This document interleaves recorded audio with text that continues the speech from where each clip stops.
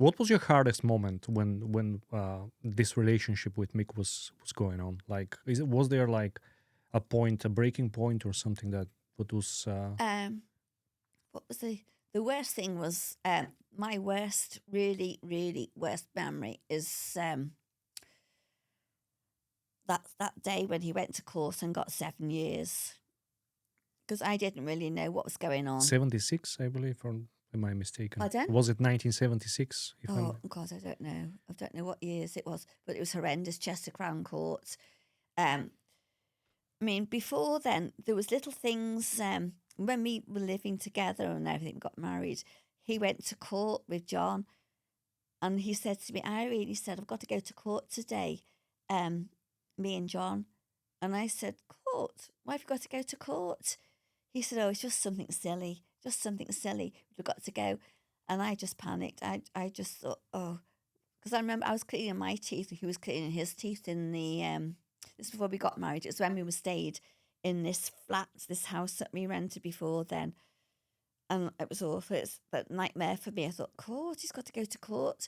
I was living on my nerves. He didn't tell me what really went on. He actually thought he was going to go away that day, but he didn't. But he said, I didn't want to tell you, Irene, because I know you get all panicky and upset and everything. But and when you find out about it, he like came home, but he still never told me. He never told me what he actually went to court for. But this day on the 7th, when he got 7 years, he'd gone missing. See, Mick used to go missing. Every night when we were married and had our own house and everything, we had Mike. Every now and again, he'd just disappear. He'd go out. You see, what happened with Mick was the thing was with this job that he used to do was called piecework. I mean, I don't know if you know what if they do piecework now, but you get paid for a job, mm-hmm. and if you finished it early, you still got paid for the money. If it Okay. took you all day, you still got the same amount. But Mick worked for a company called Ellison Perry in Ellesmere Port. They're the industrial painters, and they used to pick him up in the morning and then drop him off. You know, they finished early, but instead of him off at home, they'd drop him off at the because pubs weren't open all day then.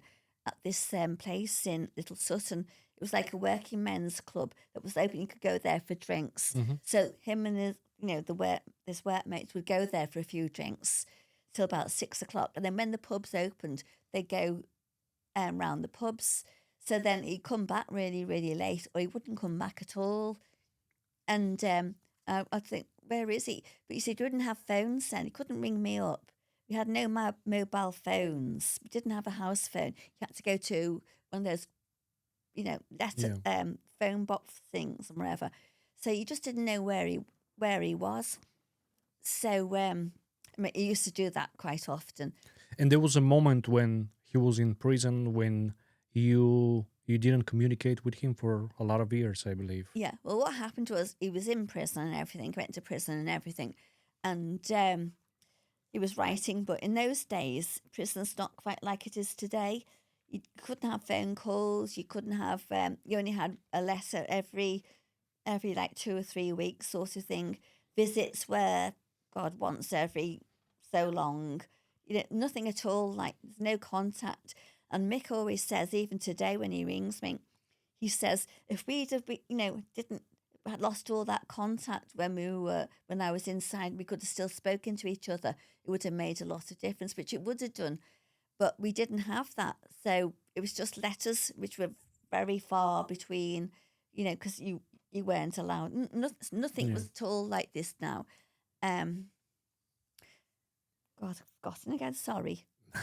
We were talking about the lack of communication and Oh yeah, how hard it is for you to communicate with him and those letters. yeah. So, Well, I yeah. used to go and see him with Mike when he was in prison. Not very often, but now and again. We used to go with his mum, or his mum and dad used to take me, and that, and it was horrendous.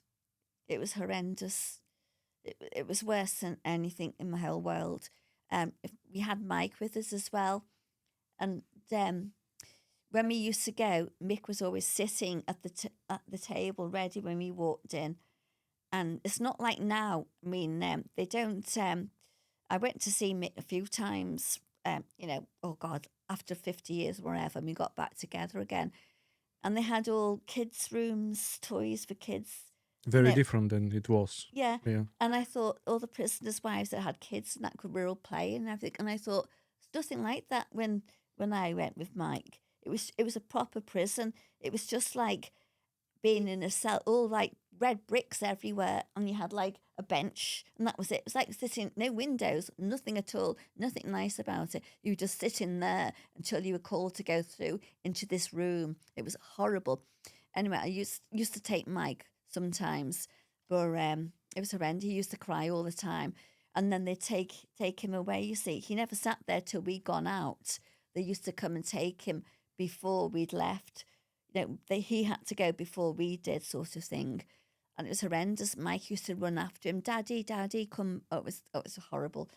It was horrendous. Could never go through that again. It was horrendous, very upsetting. That's why I had to stop going. In the end, I couldn't cope. One point, one of the visits, Mike was sitting on Mick's knee because you were allowed that contact, even though it was that so long ago, and Mick had to get up and go, and Mike wouldn't let go of him. He had his fingers all clasped round. He wouldn't let go. No, Daddy, stay here. Don't go. Don't go. I don't want you to go. Don't leave me. Don't leave me. And Mick couldn't take it. He had to go. There's police. Mick couldn't take his fingers off him. So it was up to me to try and prise Mike's hand up. Say, no, Daddy's got to go back to work now. I used to say that. Daddy's got to go back to work. Michael, stop it. You got to let go. And it was horrendous for me, and it was horrendous for Mick. And then Mick wrote and said, look, Irene, he said, this isn't good for me. It's not good for you and Mike. It's horrendous. It's too upsetting. You're not coping. I'm not coping with this.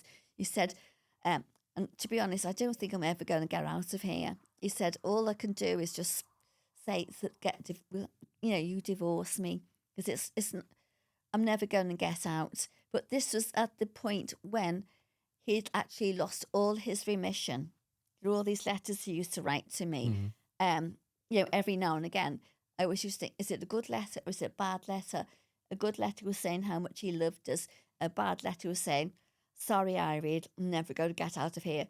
I've lost so much remission. For some bloke came up to me, somebody stabbed me with this, somebody did this, and that, and I retaliated, and I had to go to the VC, visiting court. So he lost more and more remission, and then in the end, he lost all his remission because the people he did that little job with, he got £7. It wasn't his job; it was these 3 older men. They'd planned it all and everything, and they asked Mick and John if they'd go with him, but John said no. But stupidly, Mick went, and it was Mick that got 7 years. I know the others got 3 or something, but they all got out. They're out after 3 years. Mick is still in there. I'm lost again now. No, it's really, like you said, it's horrendous, and like the saddest part of the whole story about Mick, about Charles Bronson, is that how much time is lost. How much time is lost not being able to hug your son, his son, and to be next to you. It's affected our son, Michael. Yes. We called him Michael. It's the split image of his dad. It has affected him a lot, because not only that he couldn't see his dad anymore or anything like that, but his dad was always in the media. Do you know what I mean? It's not, even with me, like an ex-husband, you don't bother about them. Yeah. Do you know what I mean? Get divorced, it's over and done with. But Mick was always in the paper or on the television, or everybody was talking about it, and it was always in our face and Mike's face.